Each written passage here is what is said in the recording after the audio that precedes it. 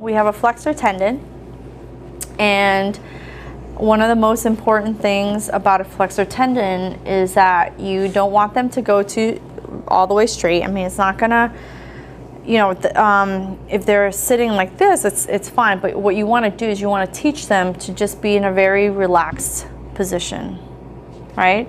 And you want them to be in a very relaxed position because when they come out of their splint, you don't want them trying to move and trying to hold and trying to open, right? Especially if it's very new, okay?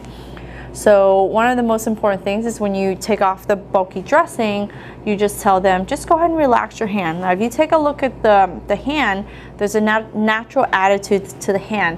If you let the wrist go down into flexion, the fingers automatically extend, right? If you relax the fingers and we're gonna move the wrist into extension, the fingers automatically close. That's just the normal tenodesis attitude of the hand, right? And we're going to use that to our advantage. So we're going to put the wrist into in a relaxed position while we get everything ready. So this is a laceration of all three fingers, both the profundus and the superficialis, along with some digital nerves. Now, I happen to have talked to the doctor, said the repair is very strong, and then he did some neural tubes around the digital nerves, and so we don't have to be careful with them. The reason why you know, the structures in the fingers are so close that when you cut the flexor tendon, it's very easy to cut the digital nerves.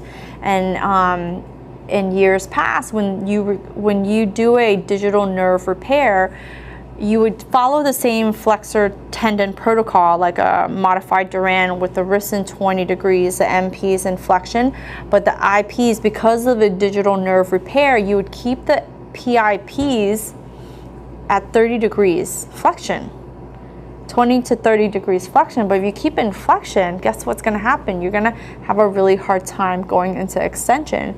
So anyway, he told me that they're wrapped around, there's neural tubes and stuff like that. The repair is strong, that we can get started really early with early motion and all that good stuff. Great, we can be a little bit more aggressive, which means I wanna make sure that the PIPs are in an extended position, in zero if possible.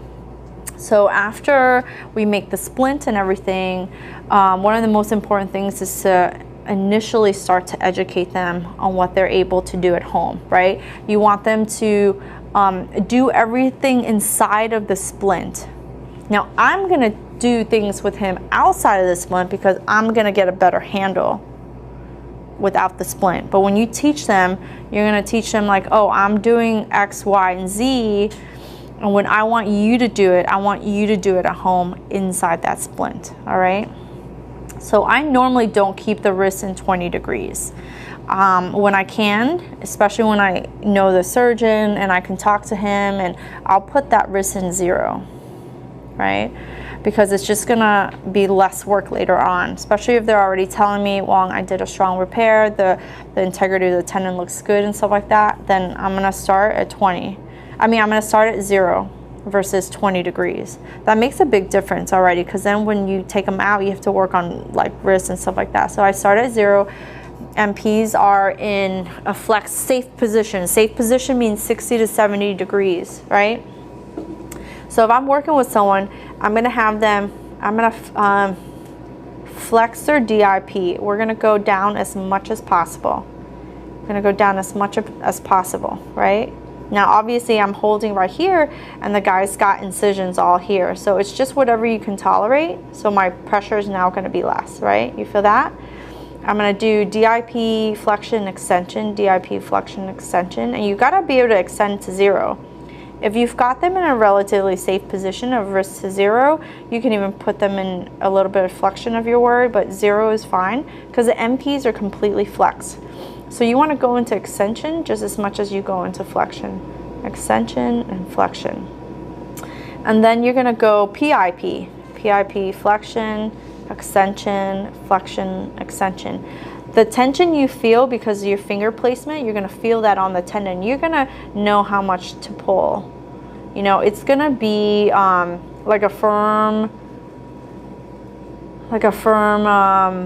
pulling, right? A firm resistance that you can go up against. Moderate resistance, sorry. Firm, you can leave alone, right? First day, talking on first day here. We're gonna take it nice and easy. It's DIP, PIP, and then you want composite. All the way straight, curl it in, composite. This is all passive range of motion. So if you're able to touch that palm, you're in a great position. And you go to 0. Now he's in a great position because he can touch his palm. And he can go almost to 0. He's probably at minus 10 degrees, right? But that's all right. We'll be able to get that. So you go individual, each finger, all the way down, and then up. So each finger, DIP, PIP, and then together composite, and then all the way out. Composite and all the way out. All right, so that's what you're doing. It's real nice and gentle. Obviously you're gonna feel some resistance because they're gonna be tight. He's got a certain moderate amount of swelling, so he's gonna feel it. As soon as you feel them pull, you have to tell them don't pull. You might even put them into, if they're painful and they start pulling, you can put them into some wrist flexion just to be on the safe side. Just tell them don't pull, right? If anything, go ahead and open your fingers. There you go.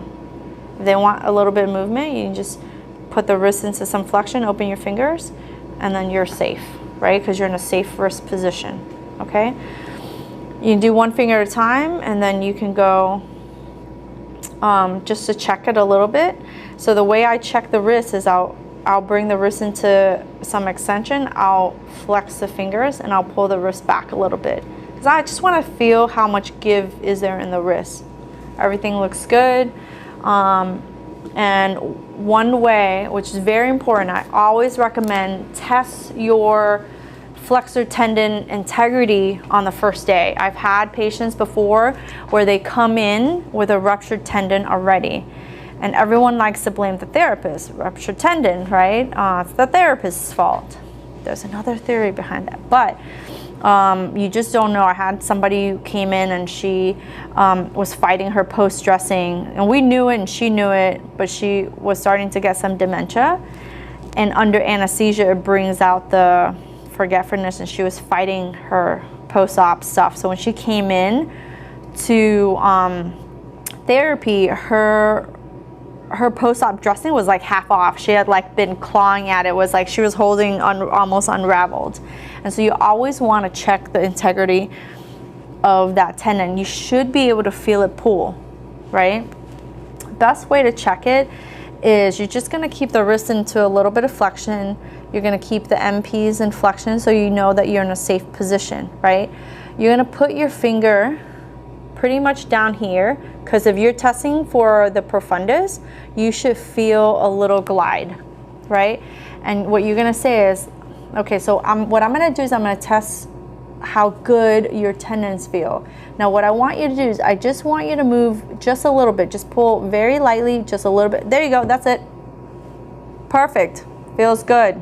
So you want them to pull ever so slightly, right? All you're looking for is a little wiggle and for you to feel on the tips of your finger that tendon. So now what I'm gonna do is I'm just gonna test the next one. So just gently pull a little bit. There you go, boom, done. Don't pull anymore, relax, right? So they like so anxious, they wanna move it, and all you wanna feel for is that glide. If you feel for that glide, you know that that tendon is intact. If they don't move, you still can feel that glide because it's trying to pull, but you already have in your mind an idea that, oops, that tendon is gonna start to adhere down really fast, right? So he's very nice, loose and limber. I felt that tendon glide really nicely. And if anything, we just wanna make sure that he doesn't move too fast. Right? I always tell them, if you go too fast, right? If you try to move your hand and you're making a fist and you're doing all this, trying to use your hand, if you rupture a tendon repair, you need 2 more surgeries. And if you don't do the exercises I need you to do, and you're not doing them, and you're not moving that tendon, and you get stuck, you're gonna need 1 more surgery, right? So we're trying to avoid multiple surgeries here.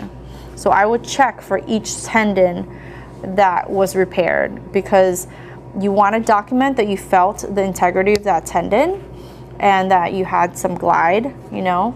And that if something were to happen in between, you can say on the date of eval, you know, that it was intact, right? And the direction is pretty much, you know, not to use the hand, not to go all the way back, not to squeeze. You want to just only do passive range of motion, and then we can get into all the technicalities of the protocol, like at week 3, at week 4, at week 5, and actually what I do a little bit beforehand, because when I know a repair is strong, I'm confident to move just a little bit faster for better results.